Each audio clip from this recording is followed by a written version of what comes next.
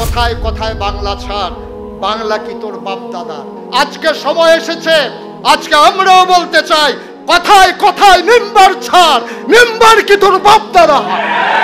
কালীন মুহূর্তে যখন কথা বলেছিলাম, নিচে লোক দাঁড়িয়ে ইবনে তাইমিয়া হল রুমে, আর মুক্ত বিহঙ্গের মতো আকাশে বেড়ানোর যখন সুযোগ হয়েছে, তখনও কেন শিল্পকলা নয়, টাউন হল নয়, তখনও কেন এই বদ্ধ ঘরে?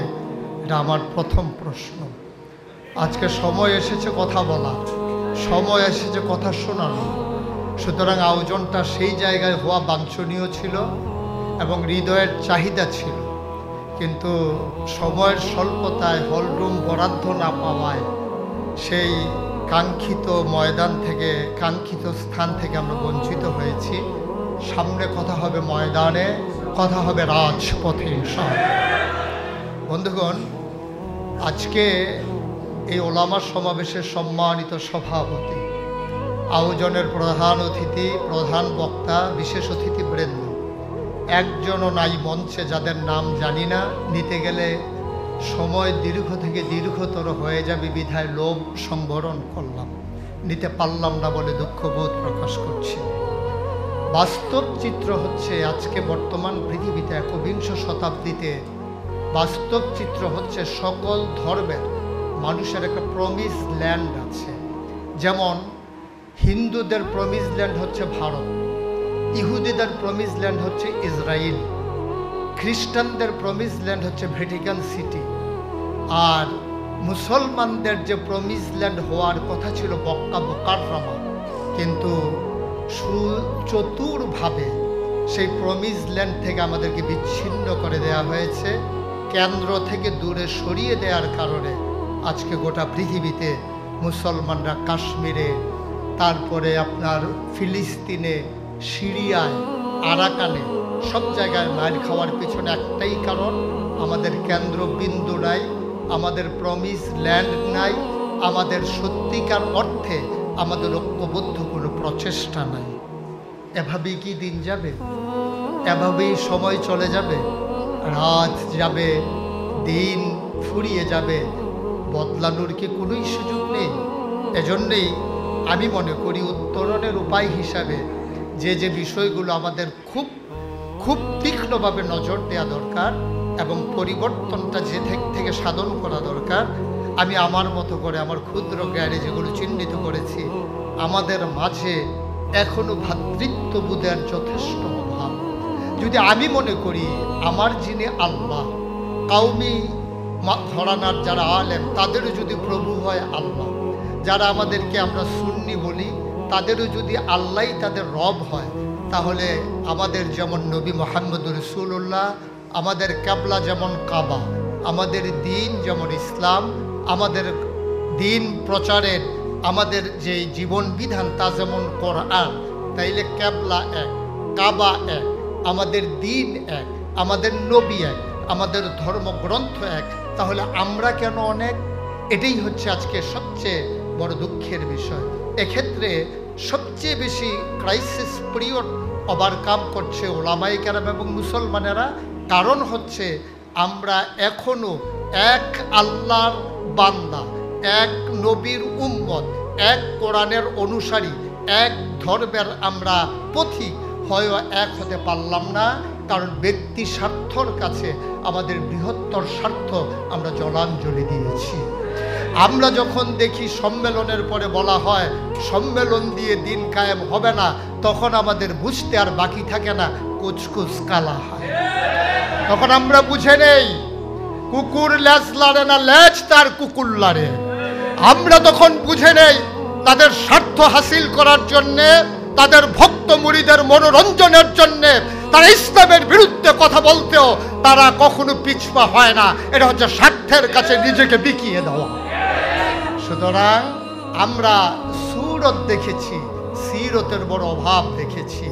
আমরা দেখেছি কিছু সুন্দর নুরানি চেহারা, আমরা দেখেছি কি সুন্দর লম্বা আলখেল্লা, কিন্তু আমরা দেখেছি তারা স্বার্থের কাছে বিক্রি হয়ে যায়। এজন্যই আল্লামা ইকবাল বলেছিলেন এ হাল তারা জাল হায়। এই হালটা হচ্ছে একেবারেই জাল। কেমন করে মানুষকে ধোকা দিয়ে অর্থ বাণিজ্য করা যায়, ব্যবসা করা যায়। এজন্য যারা নিজেকে বিলিয়ে দিতে পারে তারা এই জন্য দুনিয়াবাজ হতে পারে, কখনো তারা আখেরাতে কল্যাণকামী হতে পারবে না ইনশাআল্লাহ। বন্ধুগণ, এক্ষেত্রে আমাদের সবচেয়ে বেশি প্রয়োজন নিজেদের প্রতি রহম দিল হওয়া। ফাবিমা রাহমাতিন মিনাল্লাহি লিনতা লাহুম ওয়ালাউ কুনতা ফাজ্জান গালিজাল কলব লানফাদ্দু মিন হাওলিক ফা'ফু আনহুম ওয়াস্তাগফির লাহুম ওয়াশাবিরহুম ফিল আমর ফাইযা আযামতা ফাতাওয়াক্কাল আলাল্লাহ ইন্নাল্লাহা ইউহিব্বুল মুতাওয়াক্কিলিন। আমরা সেই ব্যস্তাকে যদি নিজেকে তৈরি করতে পারি তাহলে আমরা কি পারবো? সকল ঘরানার ওলামায়ে কেরামকে সমুদ্রের মতো বিশাল হৃদয় নিয়ে আমরা এক মন ময়লাযুক্ত মানুষটাকে আমাদের বক্ষে ধারণ করে নিতে পারবো। ময়লা নিয়ে যখন সমুদ্রে ঝাঁপিয়ে পড়ে মানুষটা পাক হয়ে উঠে আসে, সমুদ্র কখনো নাপাক হয় না। আমরা হব বিশাল আকাশের মতো, আমরা হব বিশাল সমুদ্রের মতো। আমরা অভিভাবকত্বের জায়গায় আছি। আমরা যেহেতু বুঝে নিয়েছি দিন কাকে বলে, কেমন করে তৃণমূল পর্যায় থেকে রাষ্ট্রের সর্বোচ্চ পর্যায় পর্যন্ত দিন কায়েম করতে হয়, যেহেতু আমরা বুঝে গেছি, আমাদের দায়িত্বটাও বেড়ে গেছে। সুতরাং আমরা কাউকে দূরে সরিয়ে দেব না, আমরা আমাদের কাছে টেনে নেব। ভাবনা হবে সার্বজনীন, কোনো গণ্ডির ভিতরে আবদ্ধ নয়।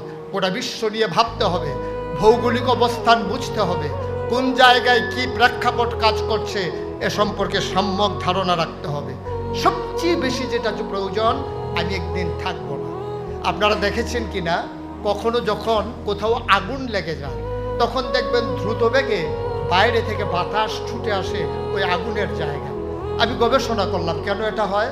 আগুন অক্সিজেন পুড়িয়ে দেয়, অক্সিজেনের অভাবের কারণে কখনো জায়গা শূন্য থাকে না। সেই অক্সিজেন দূর থেকে এসে দৌড়ে এসে সেই জায়গাটা পূরণ করে দেয়। আমি মনে করি যারা যেখানে নেতৃস্থানীয় আছেন, বিনয়ের সাথে মিনতি আমার, আপনি একদিন থাকবেন না, আমি একদিন থাকবো না। আমার মৃত্যুর পরে যেন জায়গা শূন্য না হয়ে যায়। প্রতিটি দায়িত্বশীল নাগরিকের দায়িত্ব পরবর্তী দায়িত্বশীল তৈরি করা। আমরা আফসোসের সাথে খেয়াল করে দেখেছি, আমরা যে যেখানে আছি মনে করেছি এটাই বোধহয় আমার আপন ঠিকানা, এখান থেকে মৃত্যুর আগ পর্যন্ত আমি যাব না। এটা নেতৃত্বের সার্থকতা নয়। নেতৃত্বের সার্থকতা হচ্ছে আমার জায়গায় অন্তত আমার অল্টারনেট, আমার বিপরীতে যেন 5 জন নেতা দাঁড় করিয়ে দিতে পারি। আমি মুশতাক ফয়েজি হারিয়ে যাওয়ার সাথে সাথে এই মঞ্চ কাঁপানোর জন্য 50 জন মুশতাক ফয়েজি দাঁড়িয়ে যাবে। এটাই হচ্ছে জীবনের সার্থকতা। তাহলে একটা চাইতে ব্যর্থতা আর কিছুই নয়।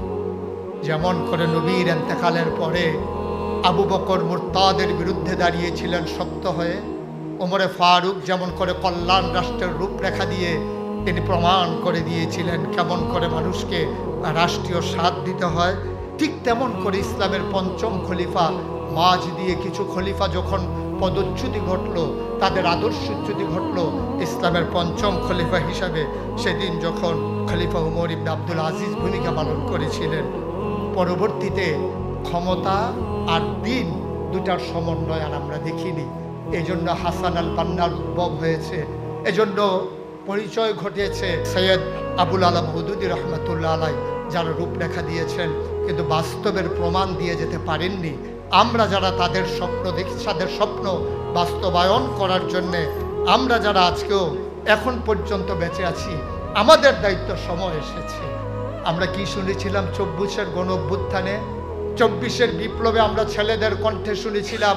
সেদিন ছেলেরা স্লোগান দিয়েছিল ঢাকার রাজপথে যে কথায় কথায় বাংলা ছাড়, বাংলা কি তোর বাপ দাদার। আর আমরা দেখেছিলাম কথায় কথায় আমাদেরকে হুমকি দেওয়া হতো মেম্বারগুলো ছেড়ে দাও, দিনের সঠিক কথা মেম্বারে বলা যাবে না। আজকে সময় এসেছে, আজকে আমরাও বলতে চাই কথায় কথায় মেম্বার ছাড়, মেম্বার কি তোর বাপ দাদা।